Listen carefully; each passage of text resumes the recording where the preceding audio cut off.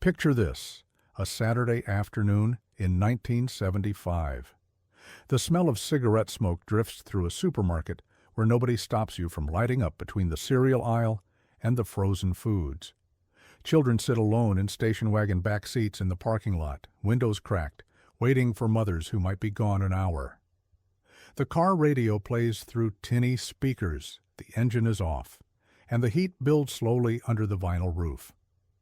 Inside the store, a teenager works the register for $2.10 per hour, roughly $12 today, and nobody asks for identification when she sells cigarettes to a 16-year-old. A gallon of milk cost $1.33. A loaf of Wonder Bread cost 27 cents. A telephone call from a payphone cost 10 cents, and you could talk as long as you wanted if nobody was waiting. This was not chaos. This was not negligence. This was simply America in the 1970s, and what people did, said, bought, and trusted in those years would be unrecognizable, perhaps illegal, certainly shocking to anyone living today. The corner drugstore was not a pharmacy. It was a universe. Walk into any Rexall or Thrifty Drug in 1976, and the soda fountain stretched along one wall. Chrome stools bolted to a black and white checkered floor that always smelled faintly of bleach and vanilla. You could order a cherry Coke made by hand. The syrup squirted from a pump into a glass filled with ice and carbonated water for 35 cents. The pharmacist knew your name. He filled prescriptions in the back while you browsed comic books that cost 25 cents each, their pages smelling of fresh ink and pulp. The makeup counter sold Bonnie Bell lip smackers for 69 cents, little pots of flavored gloss in root beer and strawberry. Mothers bought Avon lipstick and tried samples directly on their lips without alcohol wipes or disposable applicators. You could spend an entire afternoon in that drugstore, reading magazines you did not buy, testing perfumes, spinning the wire racks of greeting cards. Today, drugstores are corporate chains with self-checkout kiosks and aisles locked behind plastic security cases. Back then, the drugstore was where community happened, where teenagers flirted over milkshakes and elderly people sat at the counter simply because the pharmacist would talk to them. Flying was glamorous and astonishingly casual all at once. A round-trip ticket from New York to Los Angeles in 1977 cost around $300, about $1,500 in modern terms. Passengers wore suits and dresses. Smoking sections filled half the cabin. Stewardesses served real meals on real plates with metal utensils. They carved roast beef in the aisle. Children received junior pilot wings and were sometimes invited into the cockpit during flight, sitting in the jump seat while the captain explained the instruments. Nobody checked identification. Nobody removed shoes. You could arrive 30 minutes before departure, and your family could walk you to the gate, waving as your plane pushed back. Today, flying is an ordeal of security, theater, and baggage fees. Back then, flying made you feel like the future had arrived and you were part of it. The milk came in glass bottles, heavy and cold, delivered to your doorstep before dawn by a milkman who knew your family. He wore a white uniform and drove a truck that hummed through quiet streets while most people slept. You left the empties on the porch, and he replaced them with full ones, the cream rising to the top in a thick layer you could pour off for coffee.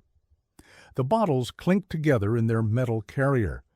Some families also got eggs and butter delivered the same way. The milkman operated on trust. You paid monthly, often without even seeing him. Today, milk comes in plastic jugs from supermarket refrigerators. Nobody delivers it. Nobody knows your name. Back then, the milkman was part of the family rhythm, a small, dependable ritual that made the world feel stable. Television had 3 channels, maybe 4 if you were lucky, and what you watched was what everyone watched.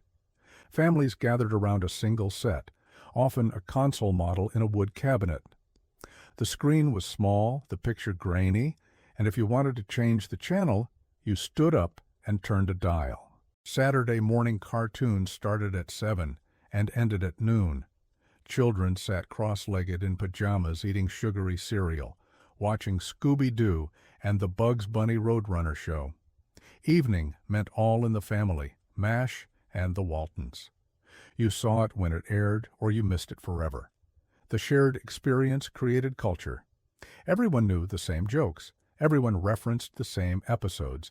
Today we have infinite content on infinite platforms, and nobody watches the same thing. Back then, television was a campfire that the whole country gathered around. Gas stations were full service. You pulled up, and an attendant in a uniform came out to greet you.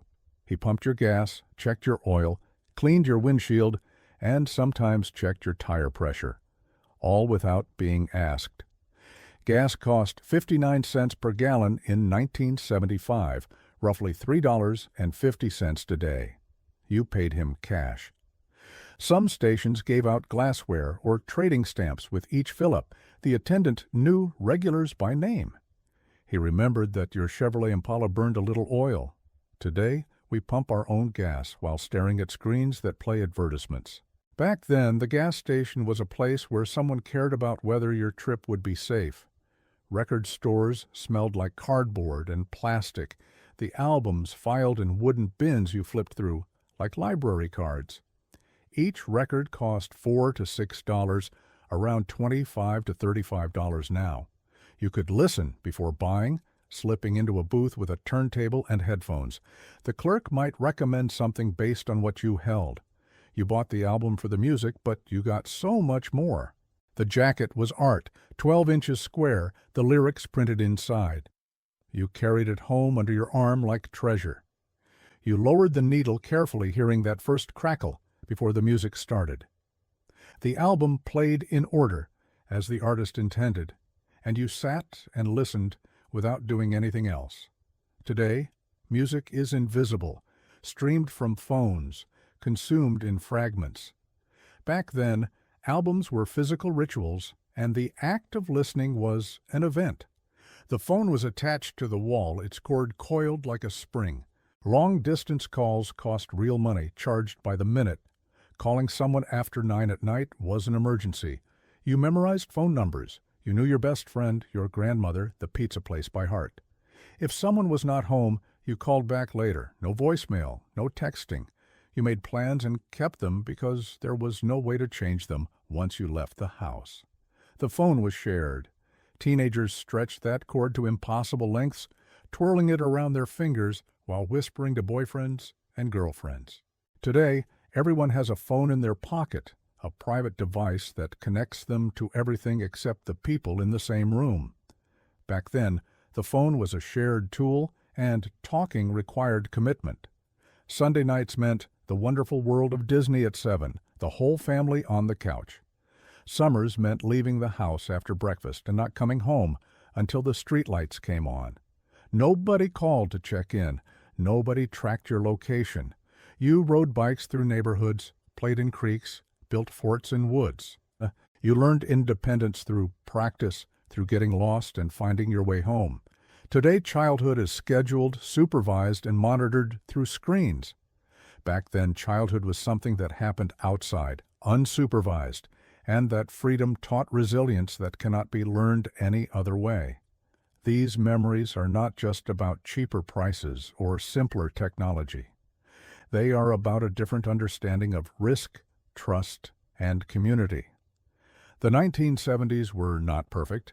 The decade had inflation, crime, political scandal, and gas shortages, but embedded in the everyday fabric of life was a faith that people were generally decent, that children could handle freedom, that strangers might help instead of harm. We have traded that faith for safety, that community for convenience, that tangible connection for digital efficiency. We have gained protection from real dangers, but we have also lost the texture of life, the friction of human interaction, the small rituals that made ordinary days significant. Those glass milk bottles on the doorstep, those phone calls that required commitment, those Saturday afternoons in the drugstore, they were not just transactions. They were threads that wove people together, reminders that you belong to something larger than yourself. Maybe that is what we remember most, not the things themselves, but the connections they made possible.